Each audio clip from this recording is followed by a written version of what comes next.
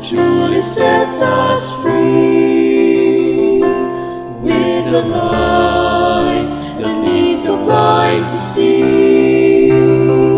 Voice of the word, voice for the good, voice of the hope, voice of the voice of the word, TV. VWTV, ang telebisyon nga may misyon. Voice of the world, TV.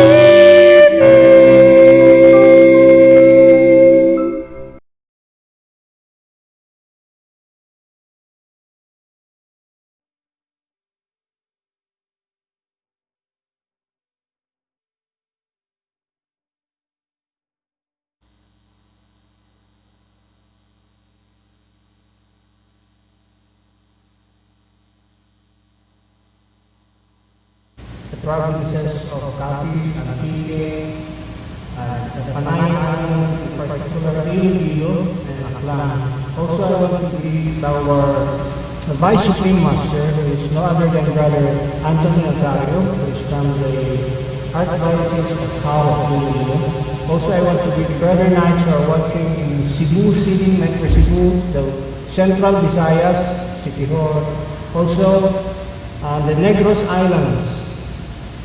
Also, I want to greet our brother knights in Eastern Visayas, especially to our Visayas State Deputy, Odel Mabutin, who is from the Diocese of Calbayo, and our State Treasurer, no other than Brother Demetrio Dimaranan, and also brother knights from the Diocese of Borongan, especially in our place, Eastern Samar, and also in Naval and Eastern Lake, Southern Leyte, in Maasin City. Welcome to our show, Knights of Columbus Hour. Well, brother Knights, this month will be a busy month for us, and I'm going to read to you particularly activities that has been suggested by our program state director, Brother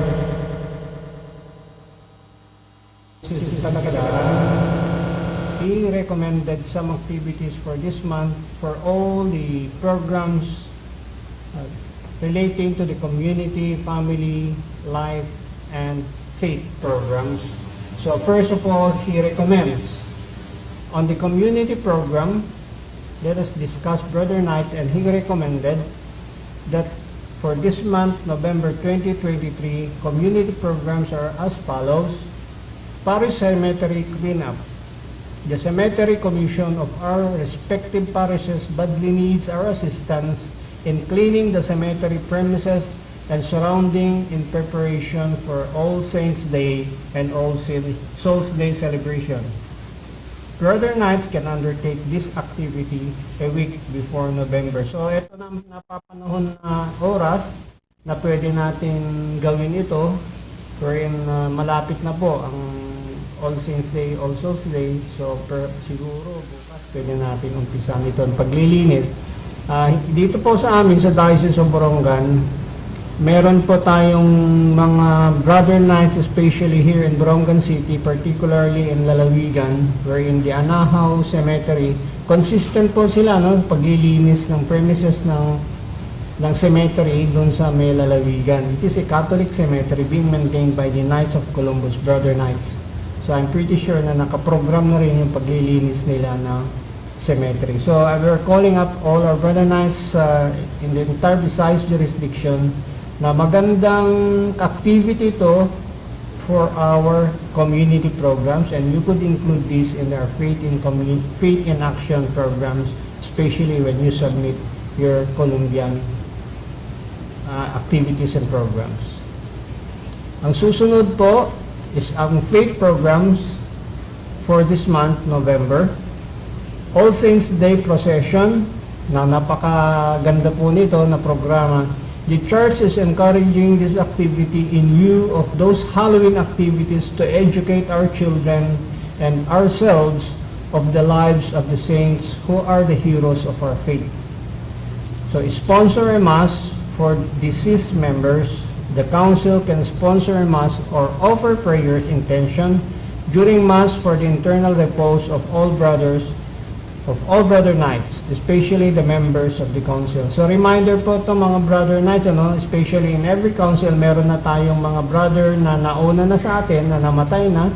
So ang pinakabaganda nito is we have to sponsor a mass for our deceased members for prayer intention for the mass. And then tayo po mag-sponsor nito.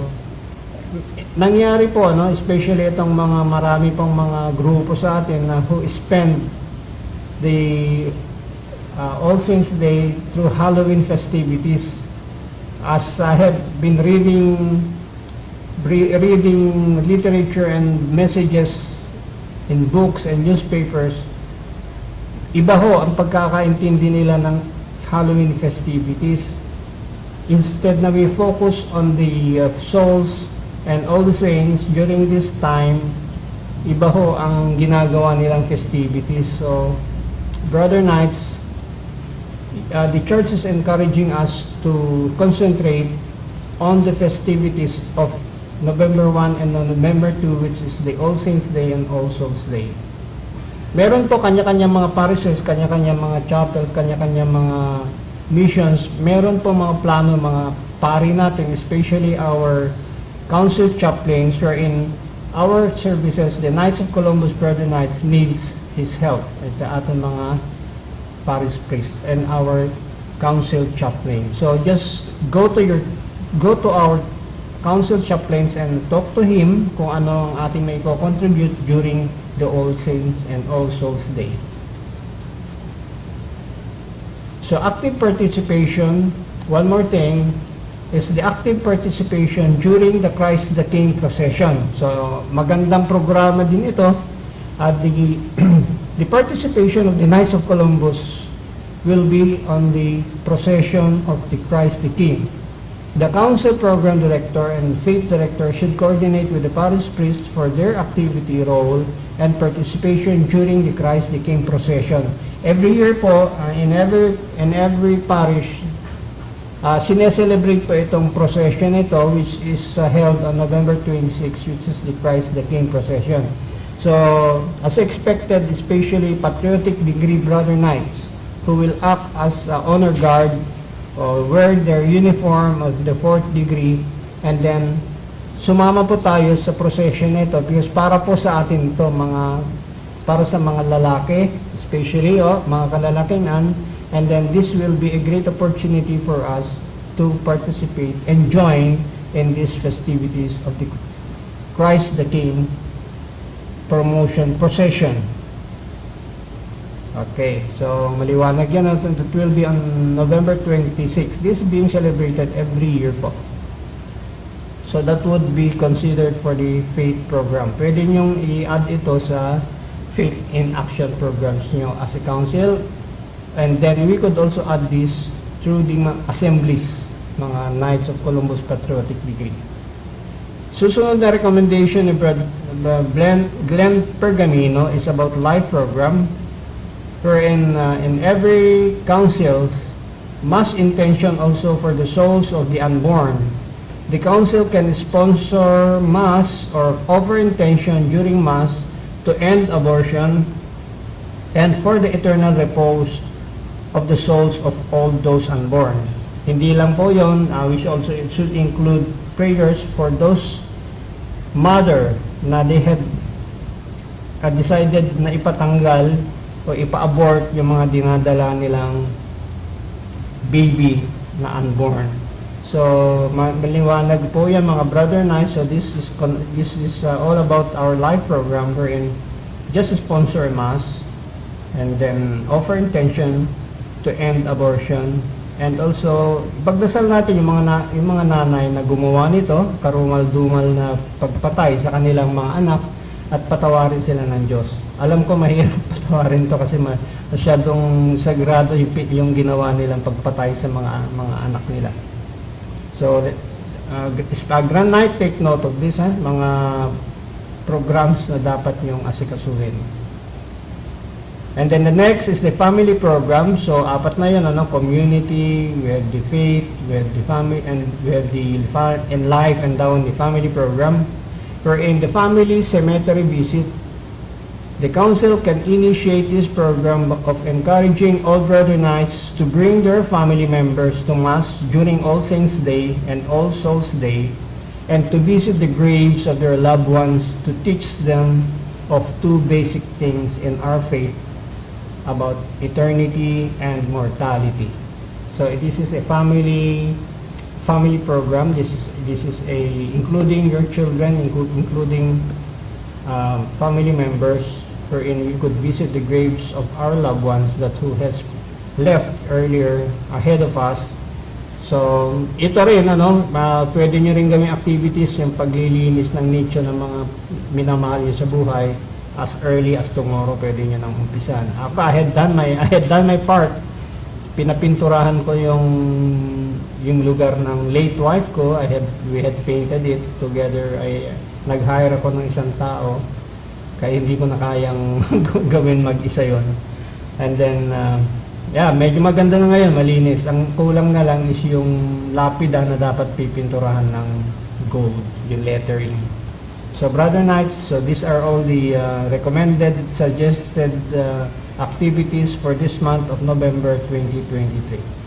So the officers and for the state community director is no other than Brother Wilfredo O. Estorninos. He is from the Diocese of Calbayog. He is from Basay, Samar. And then our state faith director, no other than Brother Tom L. Domalyang. He is from Catbalogan, also of the Diocese of Calbayog. State Family Director, no other than Brother Dalmacio Sigrafil. He is from Tacloban. I remember he's from the Santo Niño Church. He's a member of that church dun sa Tacloban City.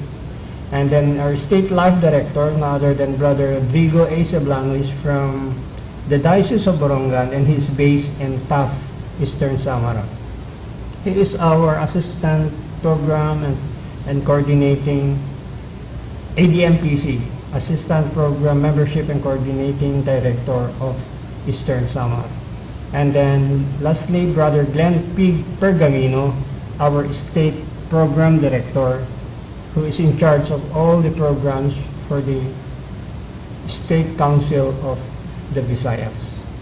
So Brother Knights, especially Grand Knights, take note of all the activities that has been suggested and recommended. Magandang, it's good to take this opportunity din, meron ko katuturan, lalo na itong buwan na ito, for the month of November. Second, I want to congratulate our District Deputy Eden Paul Ocfemia for the successful exemplifications of first degree.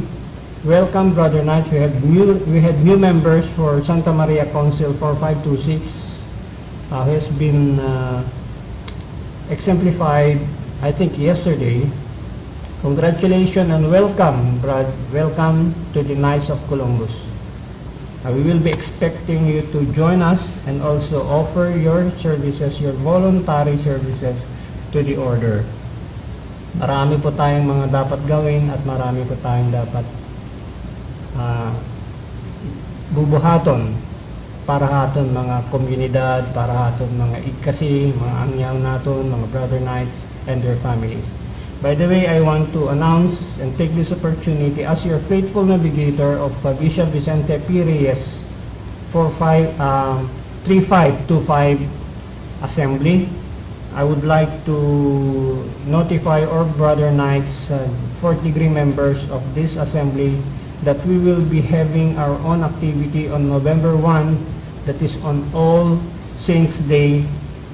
Dito kita sa New Campisaw Cemetery. Starting at 10 a.m., we will be distributing bottled waters for free, and then kung meron tayong isang pinaka main bottles din na kung gustong may mag-refill ng kanilang mga botelya, we can do so as well. Pero limited lang ang time natin. We will just do it for around 2 hours kasi nakakahiya dun sa mga may negosyo doon, tayo namimigay, sila nagbebenta, nakakaya naman na magiging balakid tayo sa hanap buhay nila. Well, anyway, meron tayong permit. I was able to talk to the barangay officials, and I was able to talk to the in charge of the cemetery na meron po tayong mapepwestohan doon. Binigyan tayo ng pwesto starting at 10 a.m. until 12 noon. Doon po tayo mamimigay ng libreng bottled or purified water. Maraming salamat mga Brother Knights of the 4th degree. Congratulations again for the new members who has successfully passed the recruitment and the exemplification proper of the 1st degree, which is charity. Now, we will be discussing, Brad, about recruiting best practices. Importante ito kasi naghahabol na tayo. Malapit na matapos ang December, and our State Deputy, Odel Mabutin, has been challenging us na in every council meron po tayo, in every diocese binigyan po tayo ng mga quotas na dapat po natin ma-reach yung goal na yon. And then we have to concentrate on recruiting kasi meron din tayong mga incentives na ibibigay for all those district deputies and grand knight who were able to recruit the number of new members, and then meron silang matatanggap na incentives about yung mga, let's say, hindi lang yung matatanggap pansarili, it is the good for the council na especially pag meron kayong mga bayaran sa dues, sa membership dues, meron kayong arrears na tinatawag, pwede nyong ipagpalit, pwede nyong ibawas yon sa mga bayaran nyo, itong mga bagong recruits, mga incentives na makukuha nyo. So, let's talk about general recruiting best practices, Brother Knights. We have to start with the question, why? Recruiting is our opportunity to build our brotherhood and help our communities. Malaking yan, totoo po yan. To grow is able to expand your services. Your community needs your council now more than ever, and your council needs to continually grow to help meet growing needs. Yan, maliwanag po yan. Challenge your members.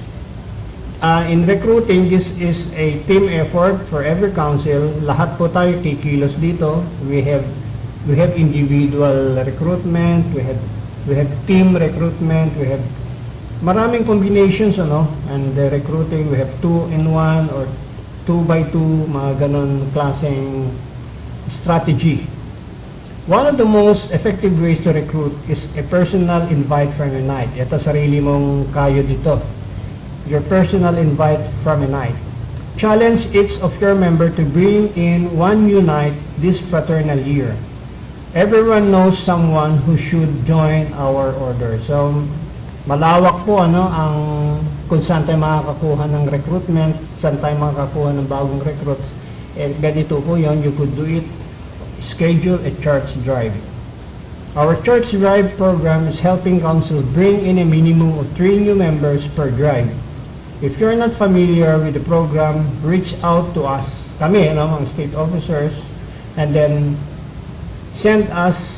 notify us, and we'll give you the training and the materials you need. Marami po tayong materials na available if you just go to our site, to our website, www.kofc.org. Nandyan po yung mga training materials na kakailanganin natin. Set clear expectations on promoting membership. Every fish fries, every pancake, or every breakfast, or every activities that you are joining, charitable activities, by example, every event that draws a crowd is an opportunity to ask a man to join. So, pagkakataon na yan, ako, ang style ko dyan, pagkatapos ng mass, tumitingin-tingin na ako ng mga prospects at kinakausap ko na mag-join. Especially yung nagsisimba every Sunday. So these events are concrete proof of your council's good works.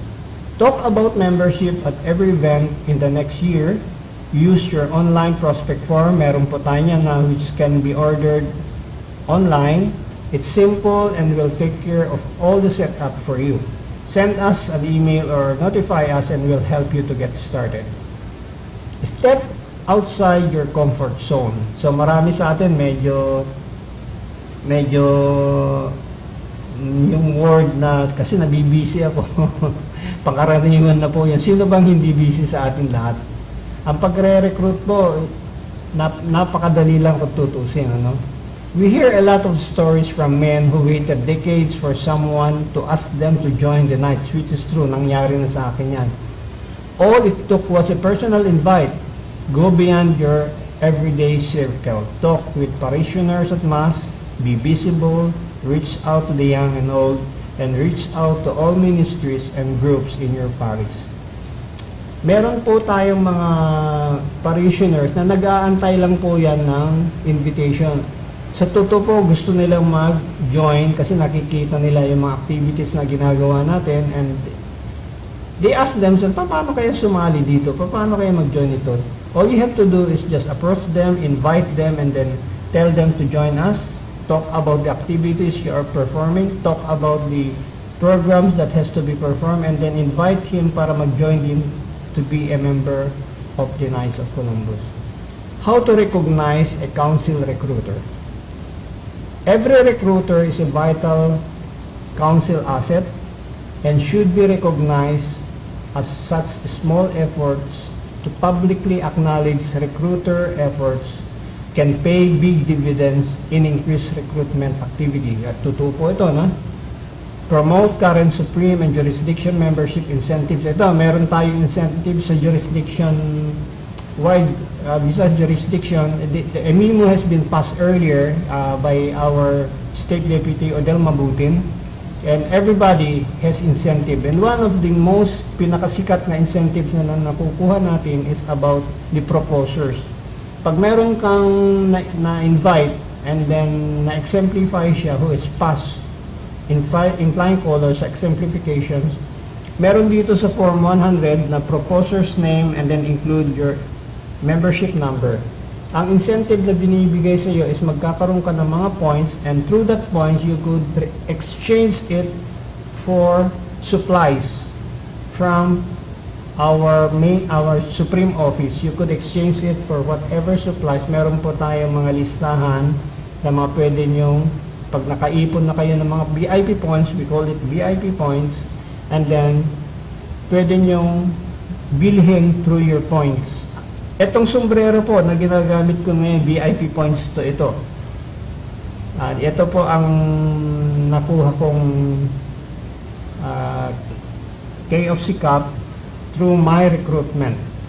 So, promote current supreme and jurisdiction membership incentives, which I had said earlier. Recognize recruiters by awarding very important proposals, VIP club certificates, and label pins. Iba rin po ito, no? That is, this is council related awards. Solicit or purchase campaign prices for recruiters such as tickets to athletic social events. Ito na, sa council levels na lang ito. Certificate for diners, weekend getaways, sports equipment, family games, after dues reduction for each new members recruited. Example, ito, meron po tayo ito, gaya yung sinabi ko earlier, na for every recruit that you had made, ibabawas dun sa arrears ng council. Kung may utang kayo, kung may bayaran kayo, for every recruit that you had made, meron pong bawas yan. Equivalent po yan, equivalent. So, list recruiters in council bulletin, along with new members. Acknowledge recruiters at council meetings or with a handwritten note. Order certificate of appreciations form number 1579 for recruiters and present them to the council event or meeting. Ensure that proposers list his membership number in section 6 of the membership applications for recording at the Supreme Council. Ito yung sinabi ko earlier na whenever you recruit a new brother knight, yung Form 100, you should list your name sa proposer's list and then include your membership number para magkaroon kayo ng VIP points. Sayang din po yun pag makakalimutan yung ilagay yung pangalan nyo ron and then your membership number, your recruitment of this new member would be worthless. Sayang po yung points na yun. Ask the financial secretary to review documents before sending them to the Supreme Court, which is a must. This financial secretary reviews all Form 100s prior to sending them to the Supreme Council. Actually, hindi po sa Supreme Council namin sinesend ito. We usually first submit them to Sister Maria Linda, Sister Linda in Cebu office for her to review, and then prior to sending it through email to Supreme Office. Hindi po tayo pwedeng magdirekta na mag-submit. Kailangan dumaan po dyan sa Cebu natin, Cebu main office, para ho ma-document and then mai-record po na meron na mga ganitong bagong recruits. Kung hindi ho, babalik po yon sa atin. Sayang lang yung oras. So, importante po yan na you should now, reminders to Grand Knights and to recruiters. Pag napansin nyo na medyo pangit yung penmanship ng members, kayo na lang ho ang mag-fill up. Just ask them all the pertinent questions,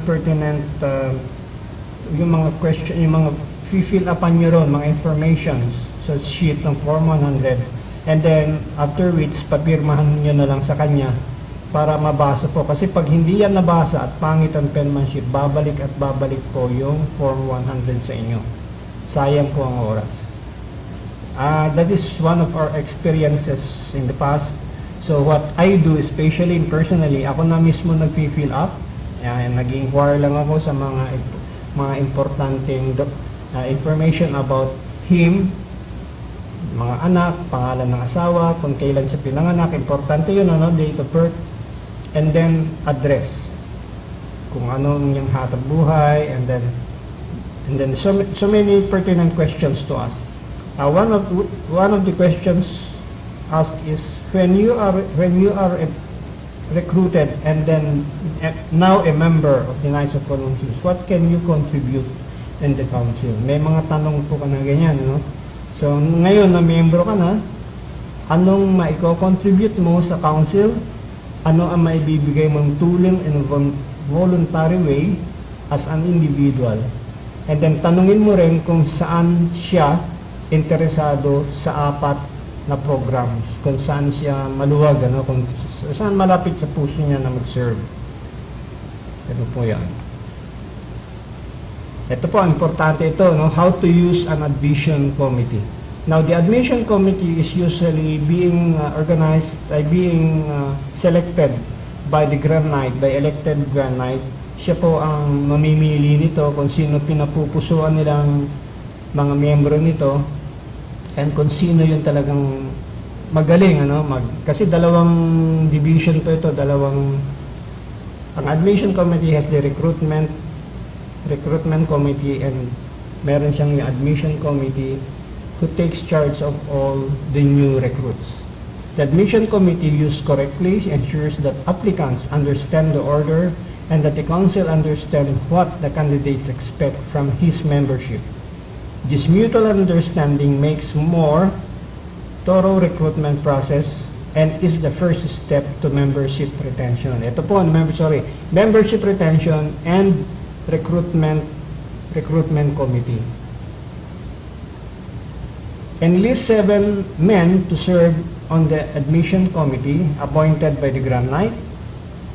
Print copies of the admission committee report number 283 and the admission committee inquiries guide number 390. Nakukuha na po ito lahat sa website natin, kofc.org, and you could distribute to the committee for review and use. Forward all membership applications to the Grand Knight for referral to the admission committee within 5 days. Notify all applicants to appear before the committee, conduct an interview using the admission committee inquiries guide, forward the admission committee report to the Grand Knight, read the admission committee report at the next meeting, and then conduct balloting. Ask the men to complete the membership interest survey. Yan, ito yung tatanungin mo siya kung saan siya interesado. 4 po na programs yan. And then find out what type of activities are of interest to him.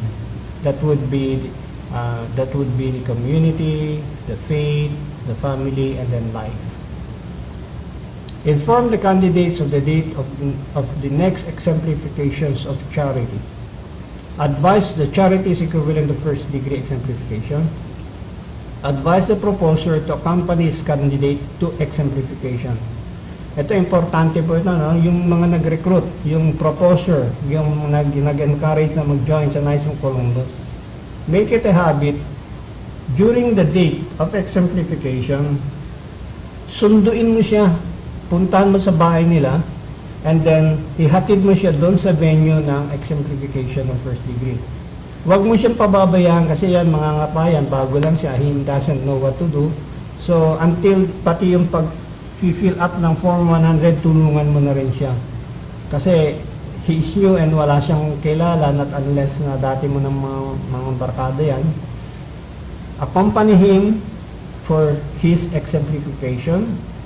Encourage new members to participate in committees, activities such as the interests noted in their membership interest survey. Refer to the Admission Committee Guidelines section in the Membership Recruitment and Retention Manual 10237 for complete instructions on the admission degree. Inviting prospects. Before you consider how to recruit, you must address questions who to recruit. Nakuha nyo? Before you consider how to recruit, you must address the questions how to recruit. There are many eligible Catholic men and their families who would enjoy participating in the order, and identifying them is easier than you think. Approach pastor of our parish roster for potential knights. Ito, malaking tulong to pag linapitan niya yung mga pare, yung mga parish priests and council chaplains. Siya makakatulong po sa atin kung sino-sino yung mga qualified, and then talaga maasahan mo mga lalaki, mga male parishioners that we could rely on pag siya ay naging member na ng Knights of Columbus. Kilala po nila kung sino mapagkakatiwalaan po.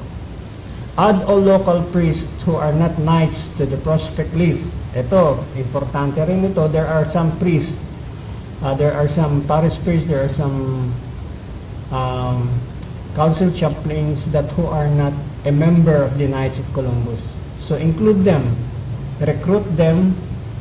Hindi naman sila, they are not going to be included in the exemplification, but they will just be observing the exemplification ceremonials. Uupo lang siya ron, and then he will observe, and then he will be a member of the Knights of Columbus.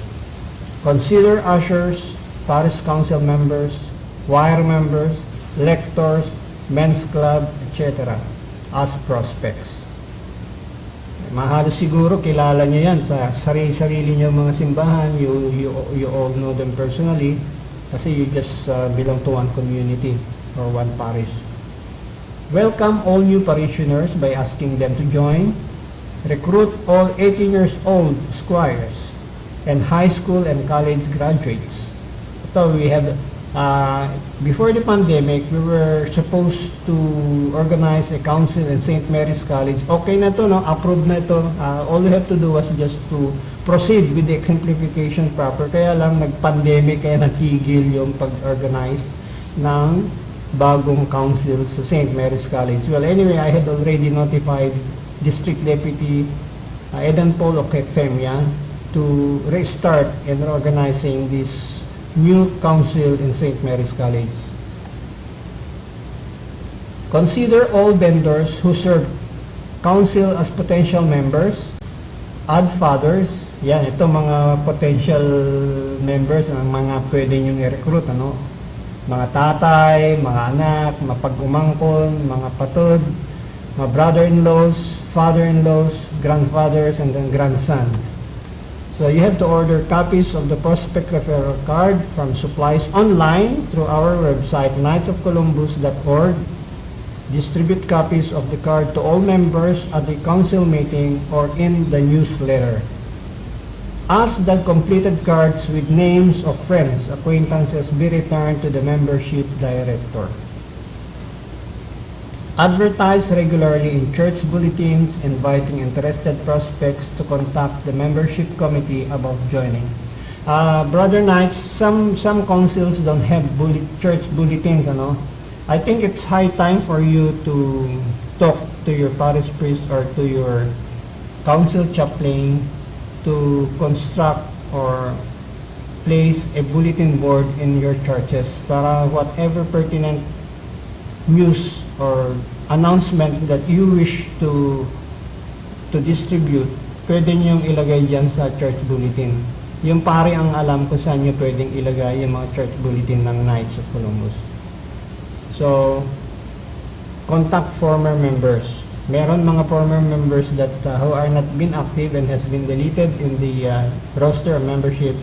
You could also recruit them as well. Use your imagination. Potential new members are all around you. Nandyan lang sa paligid at tamang approach lang ang pwede nyong pagkakataon na lapitan sila.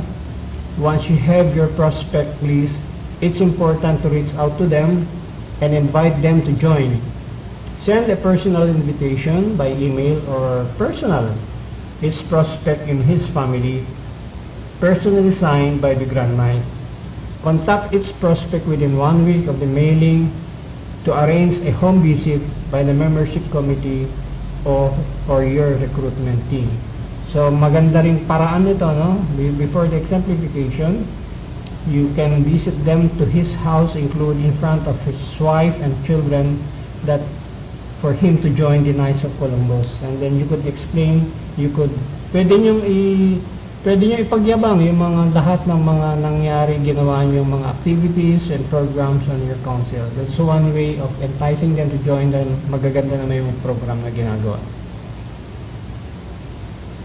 Ask the prospect to join. Okay, ask the prospect to join. Assist him in completing his membership document. Ito nga yung Form 100, and collect fees. Ito importante po itong fees. There are some fees to be collected, kagaya ng exemplification that has been completed, that has been completed by the Santa Maria Council, that they collected 50 pesos to defray all the expenses for the food and snacks. Ensure a prompt initiation. Inform the candidates of dates of the admission committee interview and the next exemplifications of charity. Complete proposer's duty. So ang may responsibilidad nito is yung proposer, yung nag-recruit. Maliwanag po sa una na sasamahan once the date has been established and then the venue has been selected. Sasamahan niyo po siya yung date and time kung saan po ang venue ng exemplification. Accompany your prospect to the admission committee interview, exemplification, council meetings, introduce the prospect and family council members. See that the prospect is assigned to committees and programs of interest. Ito na po yun. Para hindi po siya ma-out of place, i-include po siya sa mga committees or mga program kung saan po siya interested. Kami po, meron kaming bagong member who works with the DNR, and then you know what kind of activity that he interested most? Yung tree planting. So siya ang pinag-in-charge namin. He was the director of the tree planting activity kasi nakakahingi siya ng mga tanim, mga plants ng trees, and then we'll be having that activities somewhere on December, yung prospect namin. Organizing your membership committees. Again, the first and perhaps most important step is setting up a successful membership program is organizing your membership committee. The key to ensure that these important positions are filled with and appointed are dedicated and enthusiastic Knights. The Grand Knight appoints a membership director to oversee all membership programs and recruitment activities. Well, anyway, with this membership committees in place, still we will be needing the cooperation of all members of the councils. Kasi without the membership committees, without your help, the membership committee will be worthless kung hindi natin sila tutulungan. Alalayan natin sila para you could meet all the requirements and all the quotas which is given to every council. Ang district deputy po ang pupunta sa inyo kung ilan ang dapat yung i-recruit. We won't rely on the 10% of the number maximum of membership of the council. Wag po tayo mag-rely ng ganun. You must go beyond. Kung pwede ho, kung let's say ang 10% ng total membership natin na dapat natin i-recruit is 7, doblehin po natin, make it 14. Ganun pang ginagawa natin pangkaraniwan. So upon recommendations of the membership director, the Grand Knight appoints a membership committee of 3 or more knights, select successful recruiters or sales-oriented members. Ito, sales-oriented members, magagaling mag-recruit ito, especially those brother knights who have experience in sales. Alam po nila yung pamamaraan, alam po nila yung strategy, alam po nila kung paano ilagay mga listahan yung mga prospect recruits nga i-recruit nila. The membership director and recruitment committee members form 2 main recruitment teams. The Grand Knight, upon recommendations of the membership director, appoints a retention chairman and committee. The Grand Knight appoints an insurance promotion chairman, preferably the council insurance agent. Ito importante po ito, no? This is pertains about protection and the KC PAPI, wherein all the Grand Knights is a must na maging holder siya, a BC holder, mag-enroll sa protection insurance natin ng the Knights of Columbus. The membership director committee chairman and committees set goals and plan specific recruitment, retention, insurance promotion, and activities for the entire year. Plan a full scale of exemplification. Ang exemplification naman, Brother Knights, we just not have to be concentrated on the first degree. Meron din tayong pag nag-level up ang mga Brother Knights natin, especially kung 3 months na sila or 4 months sila being a members on the first degree, they should be leveled up to the next degree, which is the second degree, and then after which, the third degree for the whole knighthood. Now, if they had elected or they had decided to go a higher up to join the patriotic degree, then they could do as well. Once that they're full knighthood, pwede na sila mag-join ng 4th degree.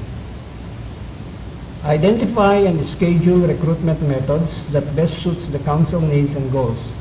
Church drives, open houses, team recruiting, these are the strategies to be undertaken. Set membership goals, exceed quota, exceed quota. Let us not just put our recruitment on a fixed quota, kagaya nung 10% ng total membership ng every council. Doblehin po natin as much as possible. Achieve Star Council Award, this is importante po ito. In every council, napaka-importante po na we have to achieve the Star Council Award wherein satisfy all requirements for the Faith in Action programs plus Father Magib his award. So Father Magib this award and Columbian Award is equivalent to Star Council Award. Win Century Club and then council recruitment record. May mga incentives po yan, mga recruitment records. Once you exceeded the number of recruits, until December, meron po kayong mga incentives na binibigay ng ating State Deputy Odel Muhutin. Get the entire council involved. Those who don't recruit directly can identify and suggest prospects. Kung hindi nyo po kayang mag-recruit, kung meron kayong kilalang na pwedeng i-recruit, just give the name to our recruitment committee, sila nang bahala na mag-recruit. Kung hindi, medyo mahina ka magsalita, mag-recruit. Personal and team recruitment. There are many approaches to recruiting. 2 of the most common and personal, ito po, yung sistema ng pag-recruit, meron tayong one-on-one and meron tayong 2-on-1 team recruiting. We'll explore both of these strategies. Personal recruiting, sometimes the hardest thing about recruiting is taking the first step. Recruiting a new member can be as easy as asking him to join. Amazingly, Many individuals haven't joined the Knights of Columbus simply because they have never been asked to join. Ito, no? Kaya meron tayong mga prospects na gustong-gusto nila mag-join, kaya lang wala pong lumalapit sa kanya at kausapin na mag-join. Marami pong ganyan nangyayari. Hindi nila alam kung paano, what is the first step para maging member ng Knights of Columbus.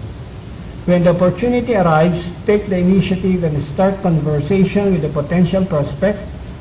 It's the first step for recruiting on a one-on-one basis and can yield very positive results.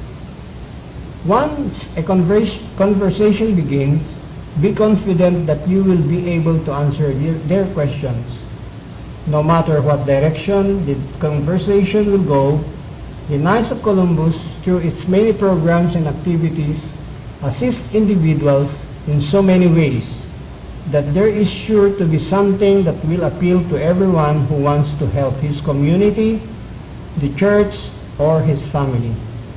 To ensure the best chances of recruiting new member, we have number of checklists to mention here. Make sure you ask all the pertinent questions. While talking with the prospect, include the following: his complete name and address, facts about his job, his parish affiliations and activities. Itong parish affiliations, kung saan siya connected, kung saan siya nagsisimba, kung saan siya nakatira, malapit doon sa kanila.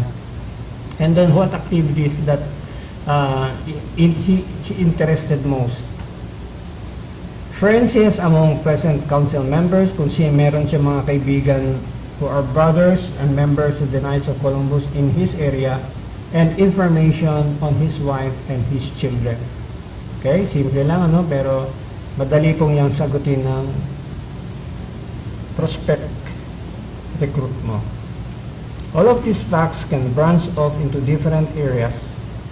Knights of Columbus benefits, service projects, community involvement, social events. Be prepared to answer any questions you may ask in order to make your council look its best. You only get one chance to make a first impression, so make sure you have all the answers and necessary materials ready at your disposal. Ang importante lang naman dito mga brother Knights, yung memoryado, not necessary na memoryado, alam mo kung ano yung mga updated na activities or programs na ginagawa ng council niyo. Once you know all the activities and the programs that has been undertaken, lalo na yung last year, kasi paulit-ulit lang yan every year, masasagot mo yung mga questions na gusto nyo malaman, and first thing and foremost, you have to impress him sa mga ginagawa ng Knights of Columbus. Lalo na sa simbahan, sa community, and about your family. Facts on order of the insurance program, importante rin ito. You could talk to your insurance agent. Meron tayong area manager, meron tayong provincial area manager. You could invite them to discuss all the insurance program in one of your council meetings. A clear explanation of how membership has benefited you and your family. And it may be good also to answer any questions his wife may have about the Knights of Columbus. After making the pitch and answering any questions, ask the prospect to join and assist him in completing your council's join process. The proposer, yung nag-recruit, which is you, should then follow through with the new member by escorting him to his exemplification ceremony and his council meeting.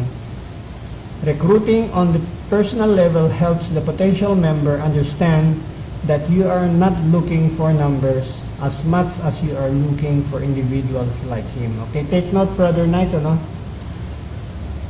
We are not recruiting due because of numbers. Let's make that clear. We are recruiting in order for us to save souls for men like us, to keep them a better father, to make them a better neighbor, to make them a better individual, and to make them a better brother in the community. Para maging mabuting tao po siya. Yun po ang pinaka-bottom line kaya kami nagre-recruit. Hindi po yung numero, which some people misunderstood us. Na it's not about the numbers, it's about how we could make an individual a better person. So let him know that he is not only wanted as a member, but his membership can take all aspects in his life to new levels. Malay mo, no? Him being a member of the Knights of Columbus may make a tremendous change to other recruit as well. Malaking potential na maibibigay niya, maiko-contribute niya sa Knights of Columbus as yung, lalo na yung kung meron siyang talent na hindi natin nagagawa. Meron po mga individuals na ganyan na meron po siya natatagong talent na hindi niya linalabas, pero siya na ilalabas na lang niya pag talagang you have to dig deeper into him kung ano yung mga talent na sa buhay niya. Doon niya pwedeng ilabas.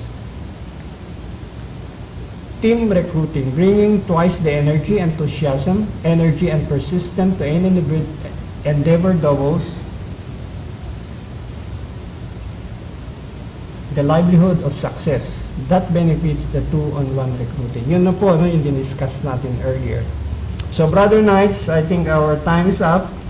Konti na lang po natitirang oras. Thank you for watching Knights of Columbus Hour.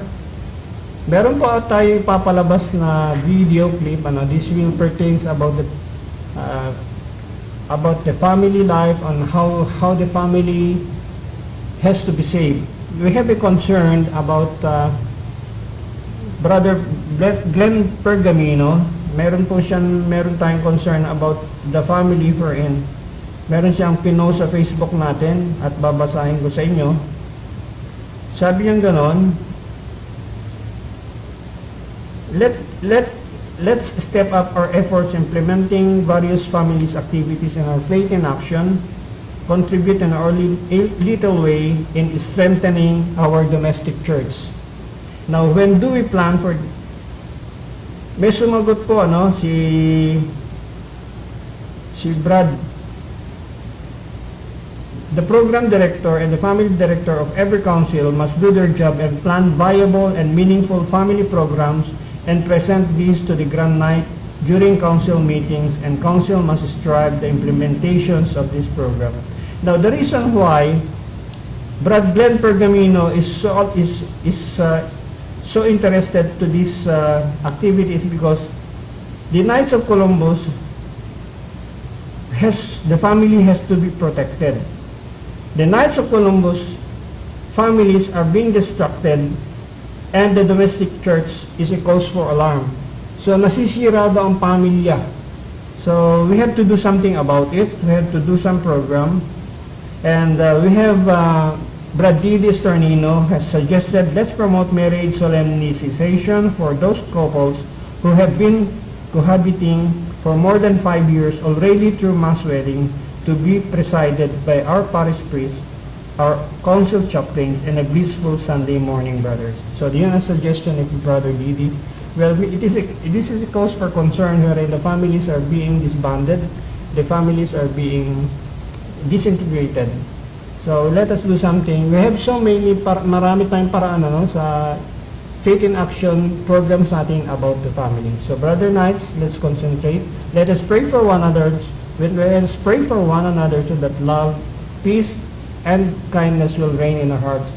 Let us pray for our Bishop Crispin Barcas. Let us pray for our State Deputy Odilon Mabutin, and also for our immediate past, besides State Deputy Chafredo Lagria, and all the religious people, so that God will always guide them. This is your brother Alvin D. Gonzalez, your public relations chair, saying, Viva Jesus, see you next Sunday, and please watch this Into the Breach about the family video. Thank you, bye. Love between the man and the woman is foundational to human society, because that love leads to children, and you can't have society without life, without children. The roles of mothers and fathers are unique. They're different because God created us, male and female. So men and women are complementary. They're not interchangeable. The Trinity has been depicted as a triangle: Father, Son, and Holy Spirit. And within human life, we have an icon, a smaller version of that, and that is the family. That is husband, wife, and child.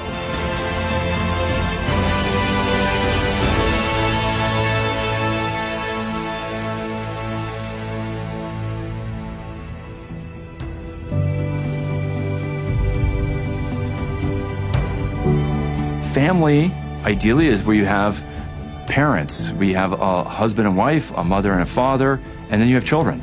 And so that family unit is the most basic unit of civilization. Marriage is the foundation of the family because for a family to be stable and for it to be an environment that is ideal for raising children, children have a right, a God-given right, to live in a family with their father and mother. That is what God had planned from the very beginning. Christian marriage is not fulfilled as it's designed simply by the couple looking into one another's eyes, though that is crucial and that's the starting point. But it's also looking into the eyes of these others that they have created with God's original help. It's now engaged in this enterprise of bringing children forth for the kingdom of God, communicating to children that they have a transcendent origin and beginning and a transcendent end. Husbands and fathers should be providers, protectors, and spiritual leaders. We are responsible that the family is provided for. Protector. The husband is called to be the primary source of watchfulness to protect that family. And then spiritual leaders. If dad is the spiritual leader of the home and assures that we're going to Mass, assures that we're going to pray together as a family, he provides a shelter from the evil forces, including the evil spiritual forces. We have an incredibly shallow understanding of what it means to be woman, and part of that is because of the fact that we have made the masculine such an ideal. This is what women have been told. But there's something much deeper and richer. Women have this capacity to hold others. Certainly biologically we do that in our wombs, but it also points to something on the soul level. I love St. Edith Stein. I love her quote, "A woman's soul is fashioned as a shelter in which other souls may unfold."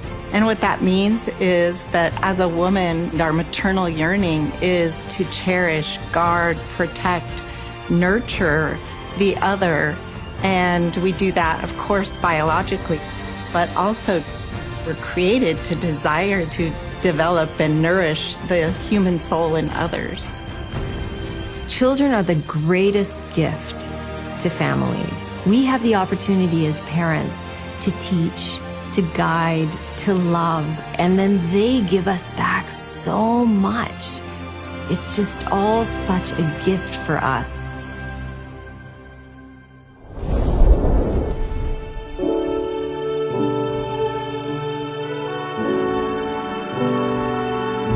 Working in Washington, D.C. as a lobbyist for the National Right to Life Committee. I was in the process of becoming Catholic. I was really studying, what does the church teach? What do I believe? Patrick and I met that year at a potluck dinner, and he was already very well formed and knew what he believed and why, and so that was very attractive to me. She was the first girl I ever met that when I asked her how many kids she wanted, she said, "As many as God gives us." And that was my answer as well. We were married on the Feast of the Holy Family. I'm at a practice. We offer comprehensive services for fertility to help couples get pregnant together as a couple and without IVF or without bypassing the problem. So I've been treating endometriosis for 15 years. That is a disease that can affect fertility and cause pain. We're trying to find the problem and fix it. My MO is really good ethics is good medicine. If you treat patients in accordance with the way that we're designed, it should work well. We wanted to have a large family. I knew her deepest desire was to have kids. But then we got married and it didn't happen for us right away. We had dreams of a large, beautiful family, and I'm thinking, I'm just gonna trust Jesus, that he's gonna help me, raise all these beautiful kids. We had dreams of our own, and they all came crashing down on us. I suffered from debilitating pain my entire life and was never taken seriously by any doctors. I finally posed the question to Patrick, maybe I might have endometriosis. Turns out, after my first surgery, I had one of the most severe cases that our specialist had ever seen. My job is to help women get pregnant and treat these underlying conditions, and yet I couldn't help my own wife. We actually had a consult with a reproductive endocrinologist, and I just remember in the room, he said, "I want to get you two pregnant." And I remember thinking, that is exactly the problem with IVF. Nobody should be getting my wife pregnant but me. IVF is not an option because it bypasses the marital embrace. That is the communication, the language between a couple where they can speak to each other with their bodies that is true, faithful, total, and fruitful. We tried and we tried and we tried. We had 6 surgeries, many dietary changes and supplements, and lots of prayer. And I thought if I could just be so lucky to have one baby, Lord, like just one baby, that would just be wonderful. I never considered that it may be no children. I never imagined that we would be walking that journey that his patients actually walk. Grief is the only word to capture that. We are, as a married couple, to have a posture of receiving from the Lord the gift of a child and not grabbing and taking and I'm entitled to this, and to realize that he may or may not give, and that we needed to be faithful to him regardless. They say it takes 3 to create a new life, the man, the woman, and God. Every child has the right to be born directly out of an act of love. The baby is not a product, the baby is a gift. And the way you participate in the creating of that gift matters. We were blessed to be able to adopt our first daughter. I was in the OR when she was born. By C-section, they handed her right from her biological mother right into my arms. I feel so blessed that I was entrusted with her and chosen by her biological mom. Well, in the process of undergoing adoption, people would always tell us, oh, you know, when you adopt, you're going to get pregnant. It was the biggest surprise in my life that after all of that we were pregnant. We had 2 babies 14 months apart, so that was kind of a whirlwind. Adoption is as equal of a miracle as conception. I feel so blessed that I've experienced both. We have a full house, 3 girls, 2 boys. The goal of family life, or what it means to be a school of love, is that is the place that really God has designed for us as children to learn that we are loved and to learn how to love. In any family, even just in a marriage, you have to learn to sacrifice yourself for the good of the other. And I think that is true love, when you lay yourself down for someone else. It really is his work ultimately, and we have to cooperate with that. We're there for the kids, but also the kids are there for us to teach us. Children really, I think, bring a certain fullness and life and thriving to a relationship and to family. And children really are the supreme gift of marriage.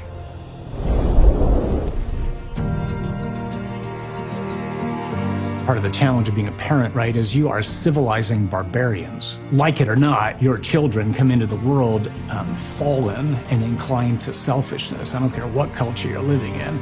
You have barbarians that you're trying to bring into virtue and love and generosity and forgiveness.